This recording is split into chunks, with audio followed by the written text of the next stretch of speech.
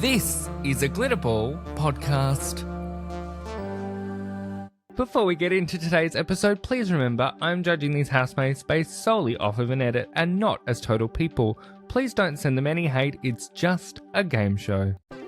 Hello, Fishbowl friend! It is my favourite time of year. Well, one of my favourite times of year. It is launch day! Oh, I love a launch day, and we have another one. We have the class of 2025. Oh, it's going to be an interesting 7 weeks, I think. Interesting 7 weeks ahead. No less, starting with quite the controversial twist. But we will get into that very soon. In this episode, we're going to talk about said twist. We're going to talk about my predictions for the series ahead. And of course, we're going to meet our new play friends, play things, fishbowl friends, whatever you wish to call them, housemates that are going to keep us entertained for the next 7 weeks. There's 12 of them that are about to be reduced to 11. So I have a lot of questions which we'll get into later in the show. But for now, why don't we get in and meet our new friends? Starting with the very first housemate to enter. First up, it's Garni. Now, Garni has a very wholesome feel to him. I really like his vibe.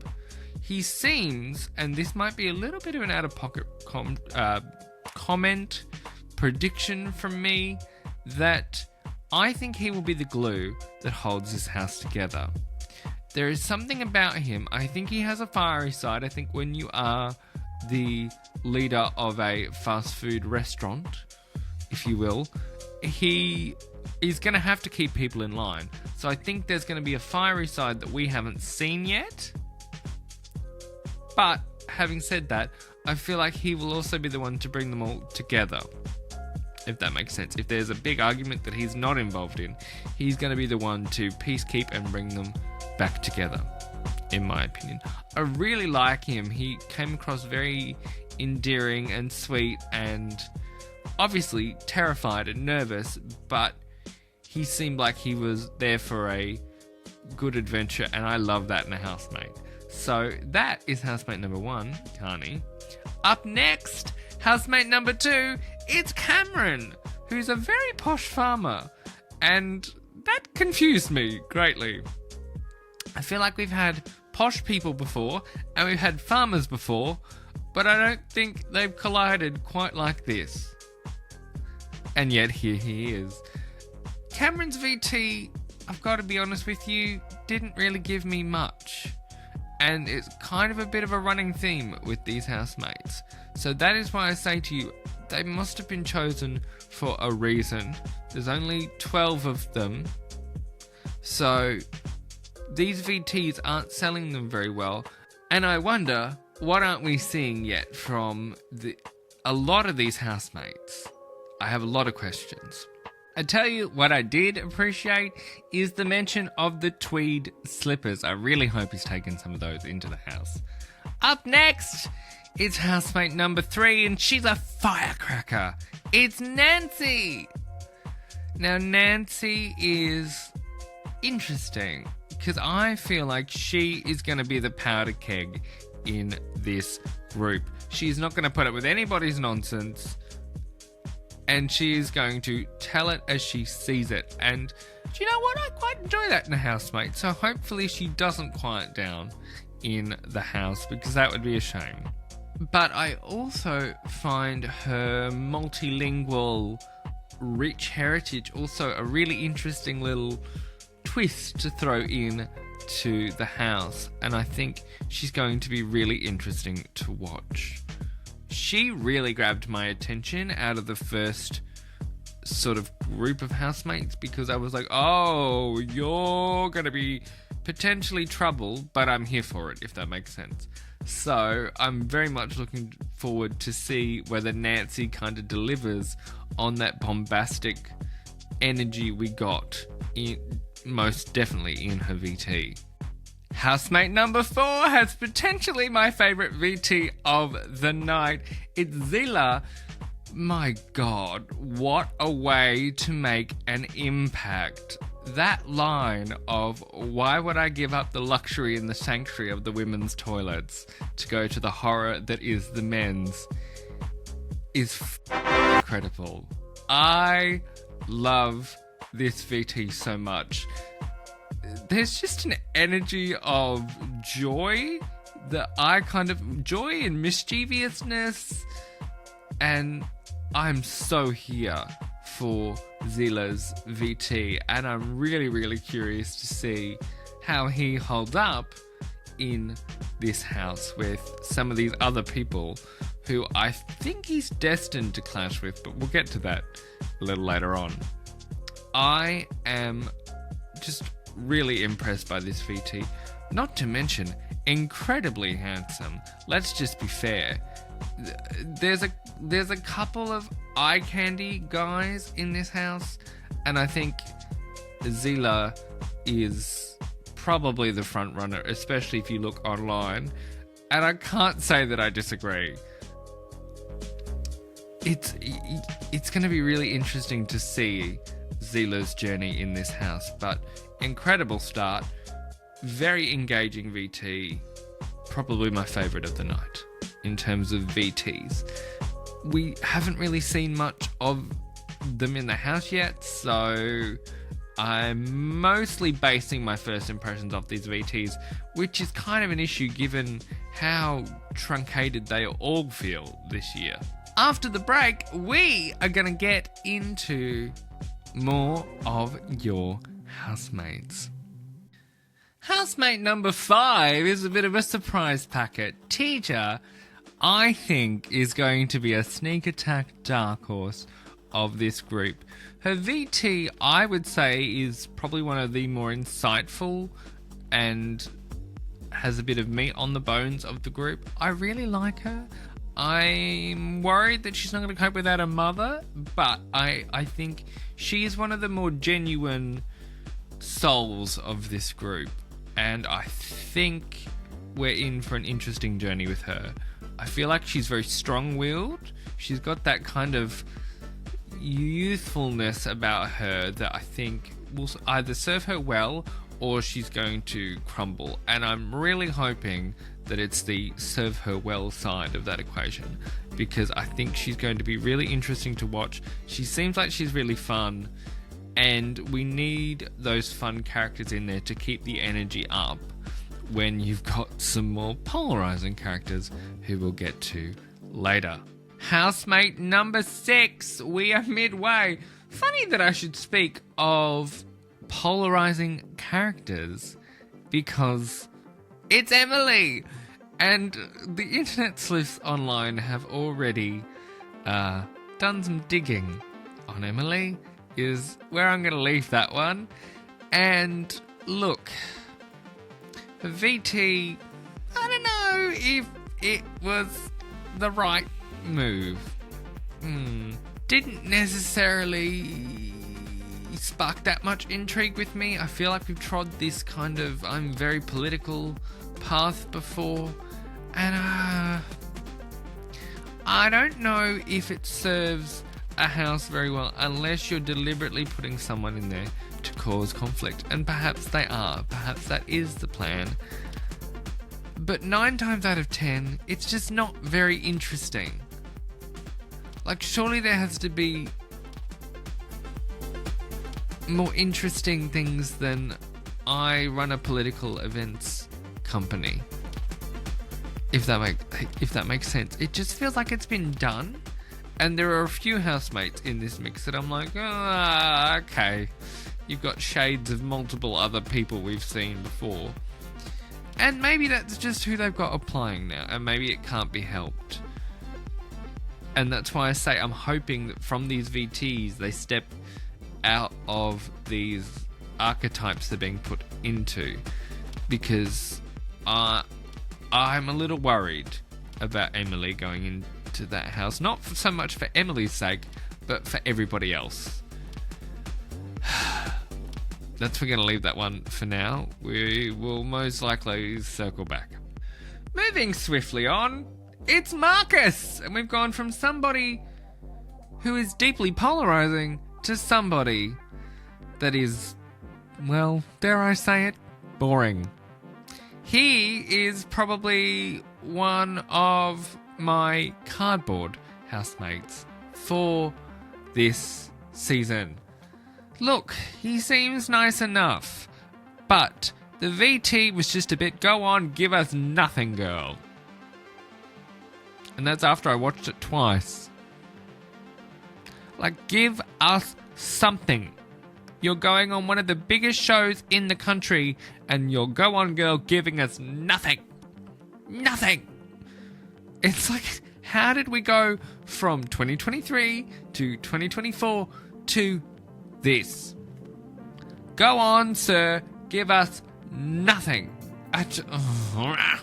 Gets me annoyed because I'm like, you are on such a big platform, and that's how you introduce yourself? That's how you introduce yourself? Like, what are we doing? Sorry, now that I'm off my soapbox, look, maybe he is going to be nice enough and he'll be fine. But off first impressions, he's giving me wet cardboard. What do you want me to say? It's just the truth. Let's move on, shall we? It's housemate number 8. It's Tate! Now, look. Sure, he is very much in the eye candy stakes of this house, I would argue. You've got Tate, you've got Zila, and you've got Ghani thus far that are kind of in a running. Zila's still out in front, but Tate's probably tying for second. But, like, really? Really? Really? Look, I laugh because we've just seen, like, it. I agree, and I can't believe I'm saying this, I agree with that man in the audience of Late and Live in that we've seen the butler and the buff before. Look, he might be good value. He just comes across as a bit blokey for my taste in housemates. But each to their own. He's obviously going to be very nice to look at. So, given that they've used a shirtless photo of him as his thumbnail for his profile, they've clearly put him in there to be something for the audience to ogle, if you will. And I think he will serve that purpose very well. Let's move on to our next housemate. Housemate number 9. We are getting there to our full deck of housemates for the start of this season. It's Elsa. No, not to be confused with Disney nor Frozen. Let's hope Disney don't have something to say about Elsa's behaviour in that house, hey? Look, she came across a little away with the fairies. The Tinkerbell comparison, I think, is fair. There's something a little, I don't want to say vacant, but a little just away with the fairies that I'm like, I don't know about you. I'm a little like, okay, like she could be really funny and really entertaining if there's some kind of like mishaps going on here, but I don't know. I'm a little like, okay, if that makes sense.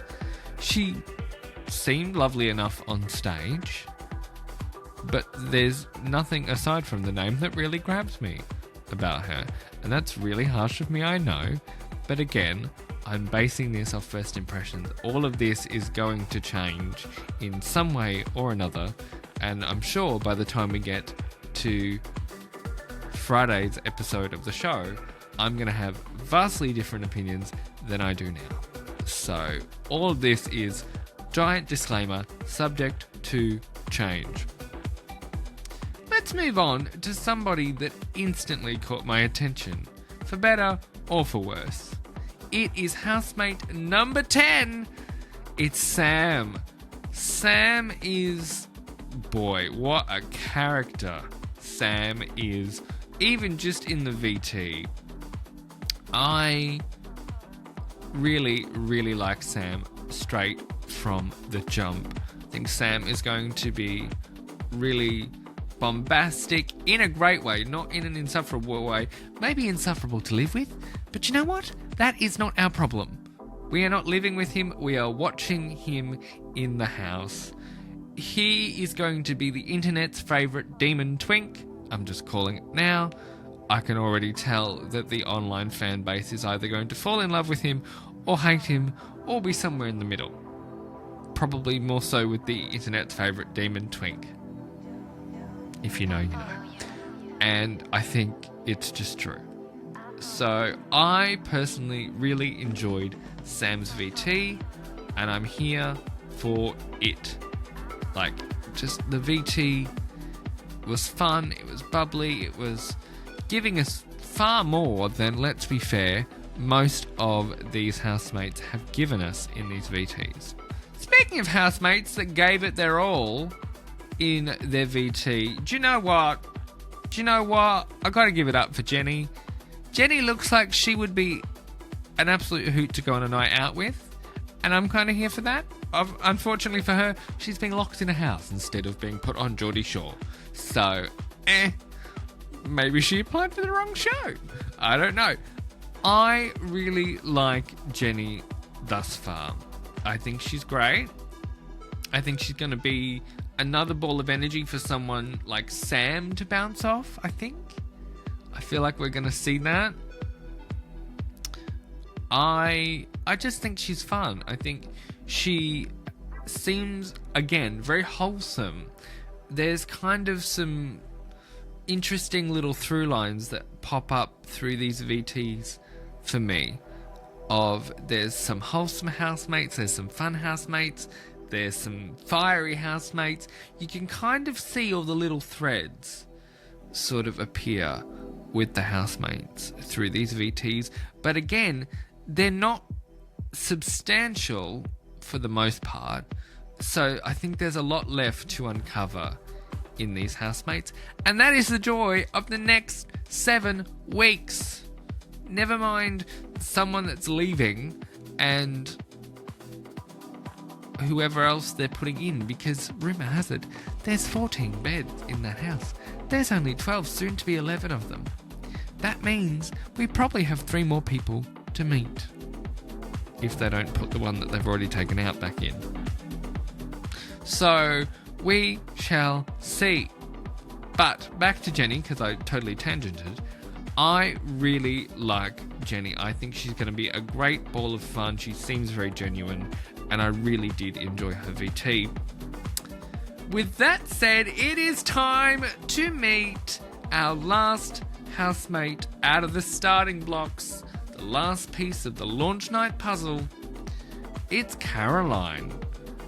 I bloody love Caroline. There is just a total, no holes barred, tell it like it is, this is how I am, take it or bloody leave it attitude with Caroline, and I am here for it. She looked fantastic going, and she looks fantastic in the VT. She reminds me of an influencer that I follow online who is all very like bombastic fashion and all about not giving a and that is what Caroline is, I think, in this lineup. I feel like she's going to ruffle some of these younger kids' feathers. By crikey, is she going to ruffle some of these younger kids' feathers. And I think that is exactly why she's here.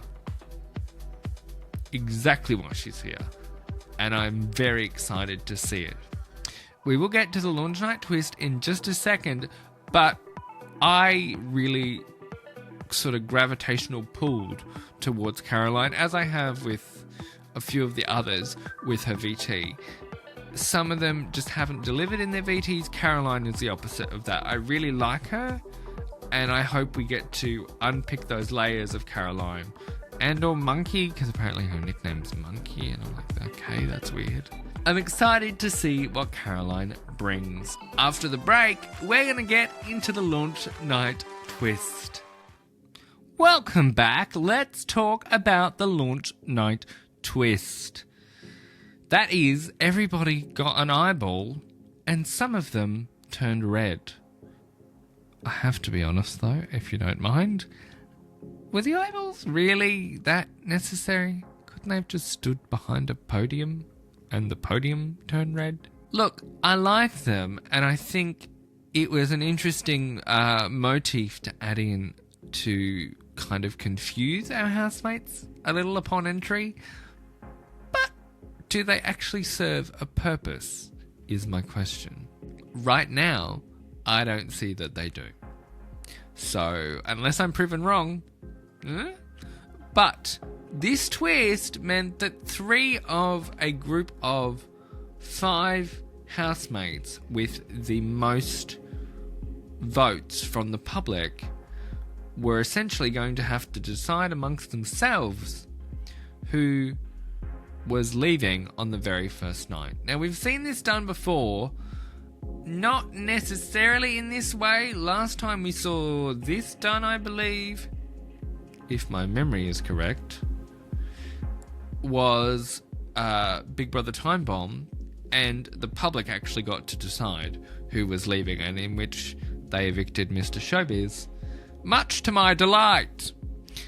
But this time, the housemates have to decide, or the group that have gone into the exit room have to decide amongst themselves. I'm not quite clear, and none of the information we've received has kind of made that clear either, to my knowledge. So I guess we'll find out tomorrow in the main show.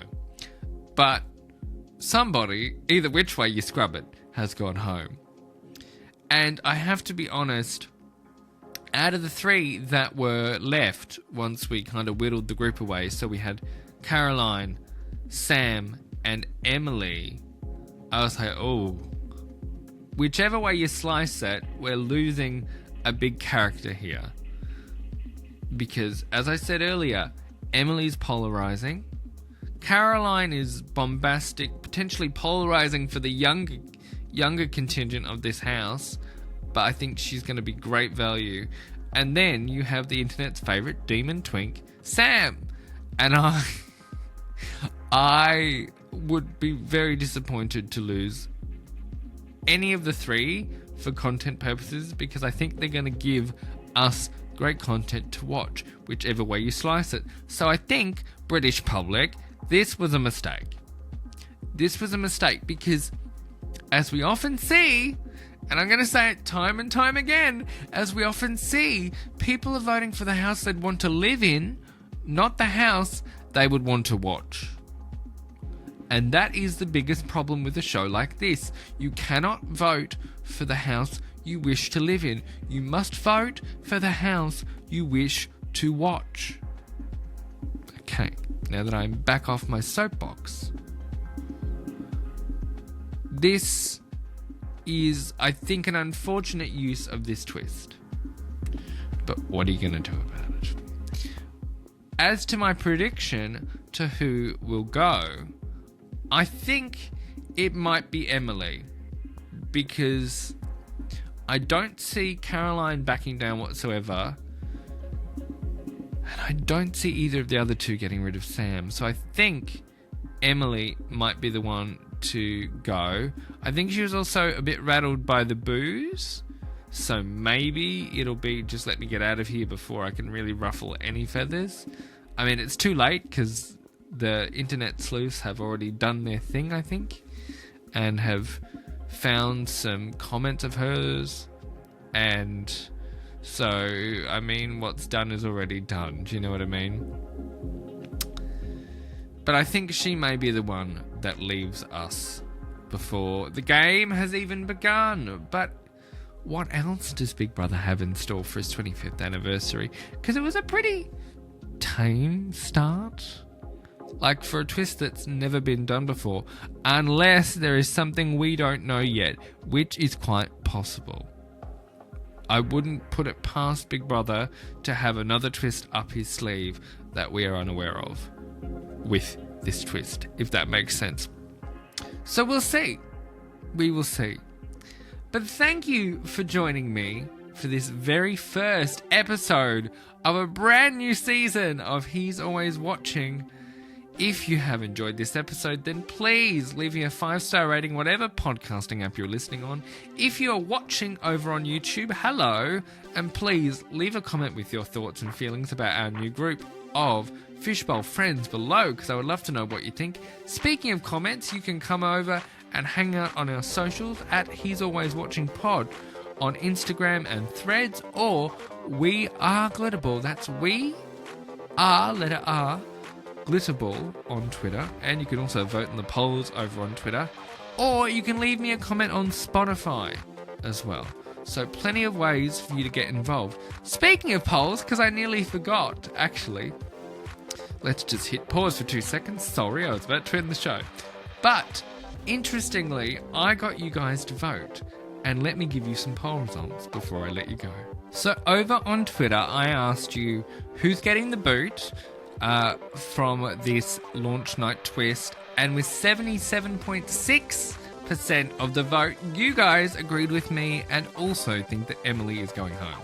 I think it just is how it is. I think the booze may have scared her and she may volunteer, or she may get shoved by the other two, because I don't see either Sam nor Caroline backing down. So I think Emily, being the third domino, is the one that will probably exit. And I also asked you over on Twitter, with the mix of housemates we are seeing so far, what do you think? And overwhelmingly, with 53% of the vote, you guys have sounded off that this cast is not for you. So I wonder what the vision for this cast is that we'll see unfold, and is it a case of we're missing a few puzzle pieces, that we haven't met yet, that may bring this all together. But either which way, we'll be here to cover it, because that is the He's Always Watching way. But thank you for being here. I'm so excited for another giant journey of chaos under Big Brother's watchful eye with you all. I hope you are too, because it's going to be a very fun 7 weeks. Thank you for being here. And in the meantime, until I see you again on Wednesday, remember, Big Brother isn't the only one that's always watching. I'll see you soon.